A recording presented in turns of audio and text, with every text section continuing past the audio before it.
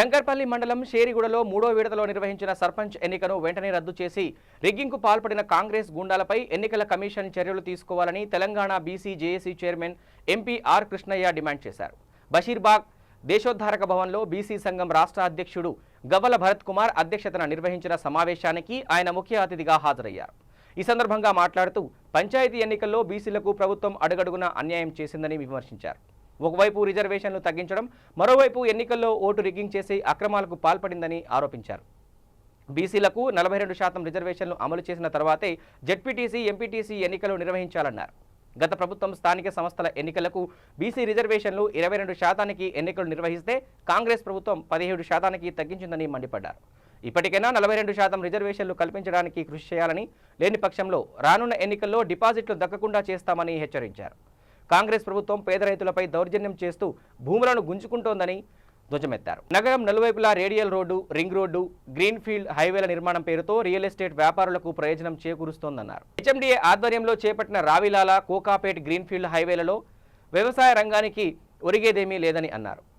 సమావేశం నిర్వహించడానికి ముఖ్య కారణం ఏంటంటే, మొన్న ఏదైతే లోకల్ బాడీ రిజర్వేషన్స్, గ్రామ పంచాయతీ ఎలక్షన్స్, ప్రజాప్రభుత్వం అని చెప్పుకునే కాంగ్రెస్ ప్రభుత్వం నిర్వహించిన ఎలక్షన్స్లో జరిగిన అవకతవకలను వాళ్ళు చేసిన బీసీలకు వాళ్ళ అధికార యంత్రంతో వాళ్ళు ఎట్లయితే బీసీలను మోసం చేసేయగలిగారో, ఎట్లయితే బీసీలను డైరెక్ట్గా మేము వీళ్ళని ఏం చేయలేకపోతున్నాం, వీళ్ళందరూ ఆల్రెడీ ఆర్ కృష్ణయ్య గారు చేసిన ఉద్యమాలకు అందరూ ఆల్రెడీ జాగృతపరిచి, ఎట్లయితే మన బీసీ బంద్ని అందరూ అన్ని పార్టీలు వాళ్ళకి ఇష్టం లేకున్నా కూడా బయటకు వచ్చి బీసీ బంద్ని విజయవంతం చేసినప్పుడు ప్రతి విలేజ్ మండలంలో ఉన్న బీసీ నాయకులు, సర్పంచులు కానీ, ఎంపీటీసీలు కానీ, జెడ్పీటీసీలు ఆస్పైర్ చేసే ప్రతి నాయకుడు, వార్డు మెంబర్ నుంచి మొదలు పెట్టుకొని జెడ్పీటీసీ చైర్మన్ అయ్యే వరకు ఎవరైతే బీసీ నాయకులు వాళ్ళకి పొజిషన్స్ ఆస్పైర్ చేస్తున్నారో వాళ్ళందరికీ అర్థమైంది ఇన్ని రోజులు ఆర్ కృష్ణయ్య గారు ఎందుకు బీసీ ఉద్యమం చేసిరు, మనకు ఎట్లాంటి అన్యాయం జరుగుతుంది,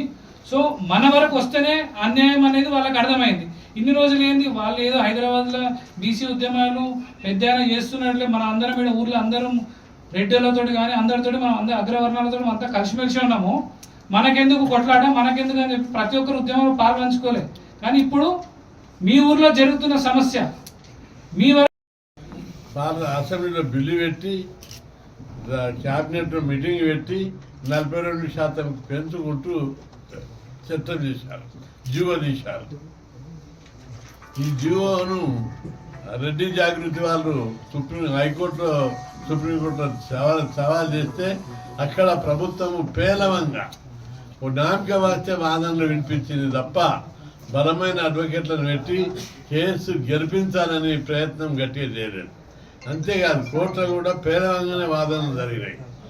అది అట్లుండగా ప్రభుత్వం సిగ్గు ఎగ్గు లేకుంటే ఏమన్నది, మేము సర్పంచ్ ఎన్నికలు జరుపుకోవడానికి మాకు అనుమతి. అరే కోర్టులో కేసు నడుస్తుంది, దాని ఫైనల్ రిజల్ట్ రాకముందే మేము ఎన్నికలకు పోతామని చెప్పి తొందరపడి పర్మిషన్ తీసుకొని ఎన్నికలకు పోయింది. ఆ సందర్భంగా మేము పెద్ద ఎత్తున బీసీ బంద్లు జరిపి నిరసన వేయడం జరిగింది. ఆ తర్వాత ప్రభుత్వం సిగ్గు ఎగ్గు లేకుండా 42 స్థానాల నుంచి 22కు తగ్గించారు. ఆచరణలో 17% తగ్గించారు అమలు చేసేటప్పుడు. చాలా జిల్లాల్లో 3 జిల్లాలలో ఒక్కడు కూడా బీసీ లేడు. ఏది భద్రాచలం జిల్లాలో ఒక్క స్థానం కూడా బీసీలో కేటాయించలేదు. మేడ్చల్ జిల్లాలో కూడా ఒక్క బీసీ స్థానం లేదు.